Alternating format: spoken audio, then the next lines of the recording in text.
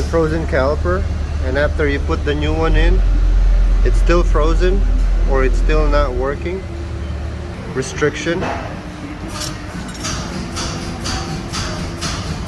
maybe it's rusted.